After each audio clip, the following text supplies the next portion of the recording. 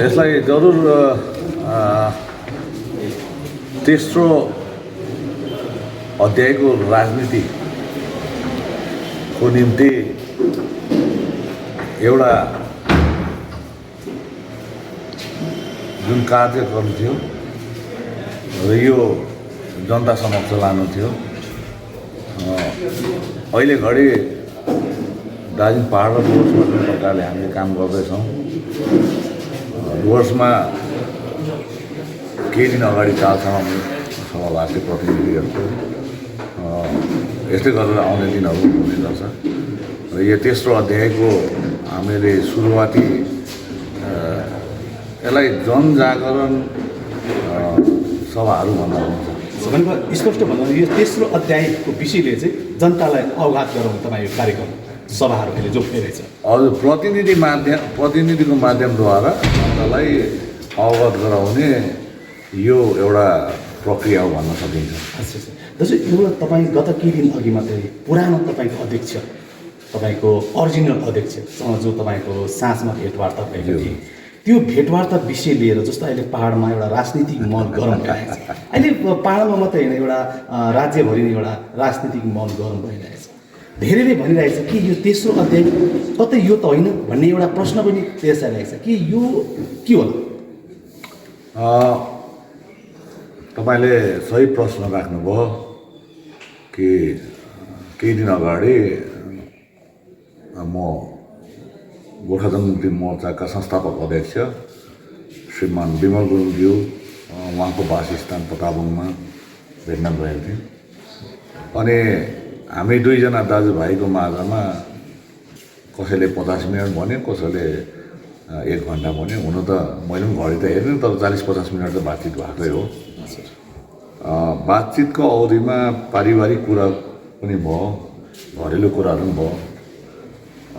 साथसाथै 2007मा जब स्थापना भएको थियो हाम्रो पार्टी, त्यहाँदेखि राजनैतिक घटनाक्रम 2021सम्मलाई पनि हामीले हेरेर केही चर्चा गऱ्यौँ र आउँदो दिनहरूमा जनताको हितको लागि, जनताको भलाइको लागि, जनताको सुरक्षाको निम्ति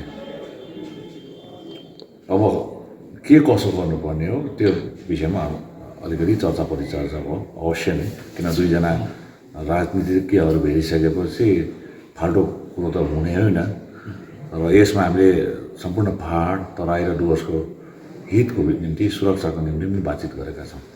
जो त्यो दिनको बातचित जो भयो, दार्जिलिङ पहाड, तराई, डुवर्सको जो जनतालाई कस्तो प्रकारले नेतृत्व गर्नुपर्ने र उनीहरूको विषयमा के कस्तो गर्नुपर्ने भन्ने एउटा साझा सोच तपाईँले बनाउनु भएको थियो। साझा सोच यसमा म यो भन्न सक्छु, धेरैले अड्कलबाजी लगाइयो, धेरैले प्रश्न गर्यो अब फेरि गएर मिल्ने हो कि या होइन। यो अड्कलबाजी धेरै छ।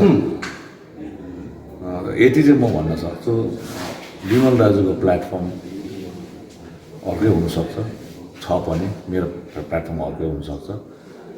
तर दुईटै प्लेटफर्म अलग अलग भए तापनि दार्जिलिङ पहाड, तराई र डुवर्सको निम्ति जुन विचार ल्याएर, संयुक्त विचार लिएर हामी अगाडि बढेका छौँ, त्यो हामी अवश्य अगाडि बढ्छौँ। एउटा कुरो तपाईँले गुप्त मिटिङ त गरिहाल्नुभयो। अब गुप्त मिटिङकै त्यसलाई अहिले प्रायःले संज्ञा दिइरहेछ, विमल गुरुङ र विनय तामाङको गुप्त मिटिङ भन्ने। कि अब यो गुप्त मिटिङ त तपाईँको भइहाल्यो अलरेडी, र कि अब तपाईँले एउटा खुला रूपमा मञ्चमा पनि सँगै दाजुभाइ जनता अहिले नै यो सबै मिल्न भन्न सकिँदैन। तर यति चाहिँ हो, मैले अघि नै भने पहाडको जनता, तराईको जनता र डुवर्सको जनताको निम्ति अनि केही हक हामीले सम्पूर्ण गोर्खे सन्तानलाई पनि हेर्नुपर्छ र यो विषयमा हामी अवश्य दुईजनाले आफ्नो प्लेटफर्मबाट काम गर्नेछौँ। त्यसमा कुनै विरोधाभासको कुरा आउँदैन, तर हामी मिलेर नै संयुक्त रूपमा मिलेर काम गर्छौँ। तर प्लेटफर्म भने अलग अलग हुनसक्छ। दाजु एउटा कुरो, जति बेला 2017को जो घटना भएको थियो, त्यति बेला तपाईँले एउटा नयाँ पार्टी खोल्दा त्यति बेला भावुक भएका थिए विनय तामाङ भन्ने जो धेरैले भनेका थिए, त्यति बेलाको तपाईँको समर्थकहरूले पनि भनेका थिए। र पछि फेरि तपाईँले जो पार्टी छोडेपछि पनि तपाईँ भावुक भएका थिए र त्यो तपाईँले झन्डा फर्काउने कुरा गर्नुभएको थियो। त्यो झन्डा विमल गुरुङले पाएपछि फेरि विमल गुरुङ पनि भावुक भएका थिए। भन्नुपर्दा तपाईँहरूको यो आत्मीयता पहिलेदेखि नै त्यस्तो प्रकट होइन। यस्तो हुन्छ, हेर्नुहोस्, अब यो झन्डा दिने नदिने कुरोमा धेरै परिचर्चा भयो, धेरैजनाको कमेन्ट पनि आयो, नेगेटिभ आयो, पोजिटिभ आयो। तर तकनिकी रूपले पनि हेर्नुपर्छ। हेर्नुहोस्, भावनामा डुबेर या आवेशमा आएर गर्ने कुरो या कमेन्ट लेख्दाखेरि पनि त्यस्तो होइन। तकनिकी कुरोलाई पनि याद गर्नुपर्छ। किनभने 2007मा जब स्थापना भयो, विमल दाजुकै नेतृत्वमा नै यो तिरङ्गा झन्डा जन्मिएको हो र उहाँको नेतृत्वमै हामीले काम गरेका हौँ। तर 2017को जुन प्रकारको राजनीतिक उताउ चढाउ माझमा उहाँ पनि बाहिर जानुभयो।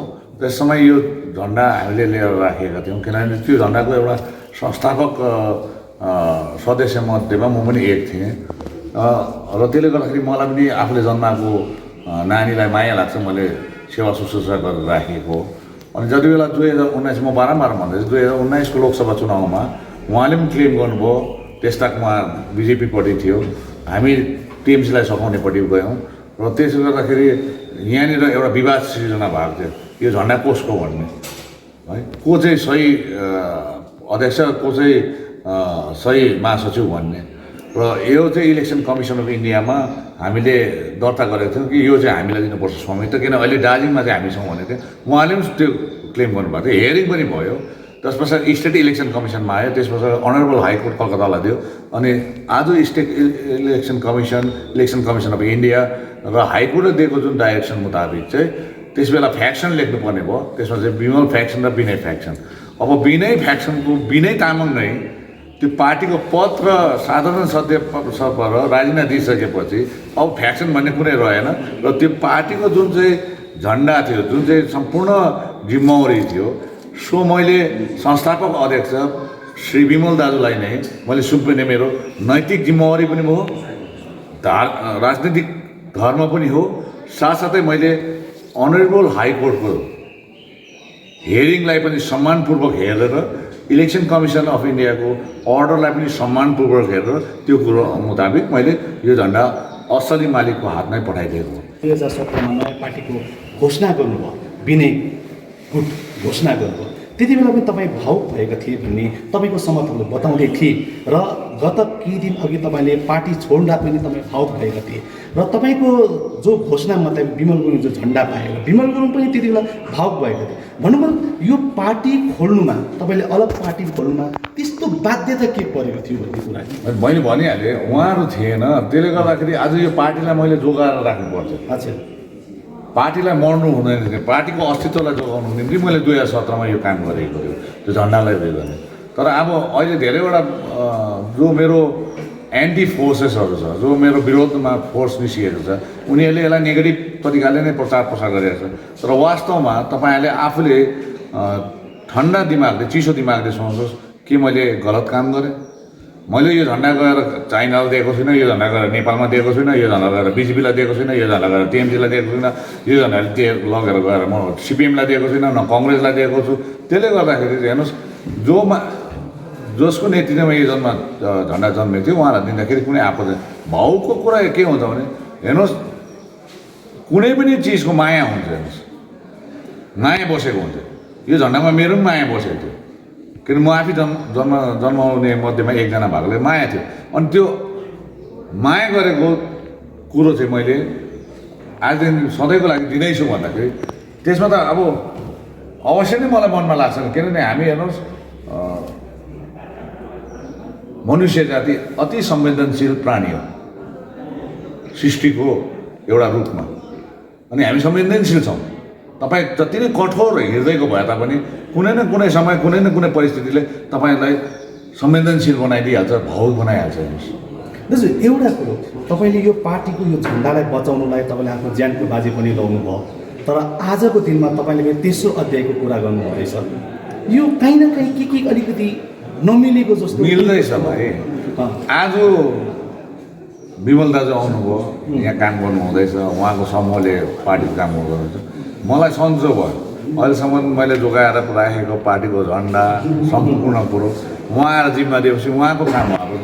अब सम्हालेर लानुपर्ने मेरो जिम्मेवारी 3 वर्ष 3.5 वर्ष चाहिँ मैले गरिहालेँ, पुरा गरिहालेँ। अब त्यो म त्यहाँबाट निस्किएपछि अब एउटा सानो कुरा हेर्नुहोस्, घरमा छोरी चेली हुन्छ, उहाँहरू एउटा उमेर पुगेपछि ज्वाइँकोमा जान्छ।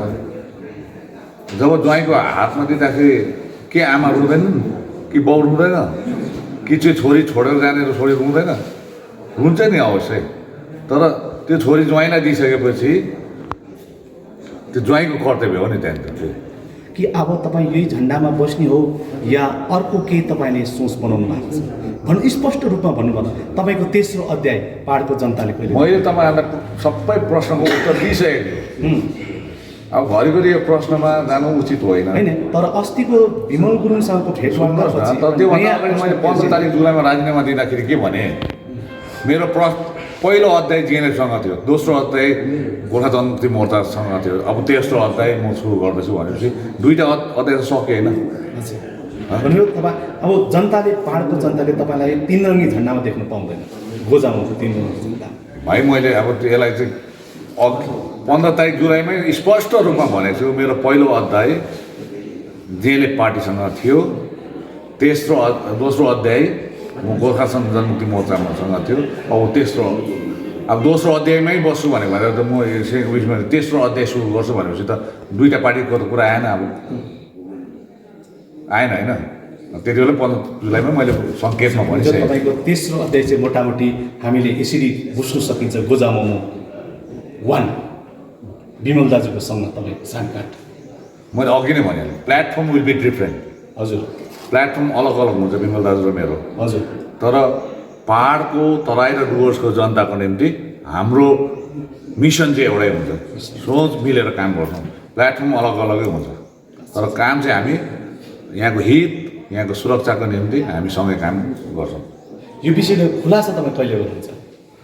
अब खुलासा त हेर्नुहोस् त, सबैले अब जनताले पनि खुलासा गर भन्छ, तपाईँले पनि जबसम्म रुखमा फलै पाक्दैन मैले कसरी टिपेर दिनु? अहिले झ्याङ्गिँदैछ, देख्नु हुँदैछ होला, झ्याङ्गिँदैछ होइन रुख। हजुर, अब झ्याङ्गेपछि फुल लाग्छ, फल लाग्नुभन्दा अगाडि त फुल लाग्छ, अब केही दिनमा फुल लाग्ला, त्यो फुलबाट फेरि फल हुन्छ, अन्त त्यसले गर्दा अहिले झ्याङ्गिँदै मात्रै छ, फुल लाग्नुपर्छ। फुल लागेपछि अब फल लाग्ने रहेछ भन्छ होइन, फल लाग्नु। तपाईँहरूको अहिले मिटिङ त भइरहेछ, समर्थकसँग त्यो बातचित, भेटघाट, कोठे बैठक त भइरहेछ। यो एउटा जनसभाको रूपमा तपाईँले कहिले कोभिड प्रोटोकलले गर्दाखेरि कुनै हालतले पनि हामीले जनसभा गर्न सक्दैनौँ, त्यो चाहिँ तपाईँले बुझ्नुहोस्। कुनै पार्टीले पनि गर्न सक्दैन, इन्डोर मिटिङहरू गर्न सकिन्छ तर जनसभा गर्न सक्दैन, यो कोभिड प्रोटोकलको अगेन्स्टमा छ। त्यसै पनि कोभिडको लकडाउनको पिरियड 31 तारिक अगस्तसम्म बढाइदिएको छ, त्यसले गर्दा चाहिँ हामीले यो जनसभा गर्ने कुरा आउँदैन। सरकारले दिएको नियम र कानुनलाई त हामीले मान्नुपर्छ, गाइडेन्सलाई मान्नुपर्छ। यो कोरोना भाइरस विषय लिएर त्यसबेला जनतालाई अनि पहाडको श्रमिकहरूलाई एउटा सहयोग गर्नुको लागि जिटिए रिलिफ फन्डको जो एउटा गठन गरेको थियो, त्यसमा तपाईँको पक्षबाट के कति सहयोगदान गर्नुभएको थियो? गत वर्ष जति बेला कोरोनाको सङ्क्रमणकाल पहिलो फेजमा थियो, त्यति बेला लकडाउनको समयमा यहाँको अर्थव्यवस्था धेरै डामाडोल भएको थियो। हुन त विश्वभरि नै अर्थव्यवस्था डामाडोल भए, अनि चिया कमानका श्रमिकहरूको निम्ति एउटा उच्च सोच राखेर त्यसताकका चेयरम्यान भाइ अनित थापाले जिटिएमा चेयरम्यान रिलिफ फन्ड भनेर एउटा खोलिएको थियो, अकाउन्ट पनि खोलिएको थियो अनि सार्वजनिक पनि गरिएको थियो। करिबन धेरै महिनासम्म त्यो त्यतिकै राखिँदाखेरि धेरैजनाले अनुदान दिए, त्यसमा हालिदिए र एक व्यक्तिगत तौरमा पनि अनि त्यसताक म विनय फ्याक्सनको अध्यक्षको रूपले पनि मैले पनि त्यो जिटिएन चेयरम्यान रिलिफ फन्डमा बेसी सहयोग त गर्न सकिनँ, तथापि मैले 50,000 रुपियाँ मैले हालिदिएको थिएँ। र त्यसले गर्दाखेरि तपाईँले प्रश्न चाहिँ तपाईँले दिनुभयो कि भएन भनेर, किनभने तपाईँले यो प्रश्न चाहिँ हिजो मैले तल बोल्दाखेरि नदिने तर दाजु अहिले यो एउटा जिटिए रिलिफ फन्ड विषय लिएर विवाद भइरहेको छ नि पहाडमा, यसमा तपाईँ के भन्नुहुन्छ? अब अहिले जुन फर्स्ट फेजमा को निम्ति चिया बगानको श्रमिकहरूको निम्ति भनेर जिटिए रिलिफ फन्ड उठाइयो, त्यसको एउटा एकाउन्ट ब्याङ्कमा पनि राखियो। त्यसमा अल पार्टीको ट्रेड युनियनलाई बोलाएर पनि पटक पटक लालपुरीमा सभाहरू पनि राखे धेरैको मतले। तर आजसम्म त्यो जिटिए रिलिफ फन्ड सम्बन्धित चिया बगानको श्रमिकहरूले पाएको छैन। अब नपाउनुको पछाडि के हो म जान्दिनँ। तर म आज तपाईँको प्रश्नलाई मेरो व्यक्तिगत विचार पोख्न चाहन्छु, किनभने मेरो पार्टी पनि छैन, केही पनि छैन। तर चाहिँ मेरो हक पनि छ, किनभने मैले त्यसमा अनुदान दिएको छु। र अस्तिको दिन मात्र जिटिएको प्रमुख सचिवको स्थानान्तरण भयो। नयाँ सचिव, मुख्य सचिव आउनु हुँदैछ र श्री सुरेन्द्र गुप्त आइएएस जो प्रिन्सिपल सेक्रेटरी एडमिनिस्ट्रेटर पनि हुनुहुन्थ्यो, उहाँलाई दार्जिलिङ पहाडको जनताको निम्ति जुन उहाँको कार्यकालमा उहाँले राम्रो काम गर्नुभयो, यसको निम्ति म आन्तरिक हृदयबाट म धन्यवाद पनि दिन चाहन्छु। मुख्य सचिवलाई पनि शुभेच्छा, शुभकामना। उहाँको कार्यको अवधिमा अवश्य नै दार्जिलिङ पहाडले राम्रो सुनौलो घाम देख्नेछ भन्ने आशा साँचेको छु।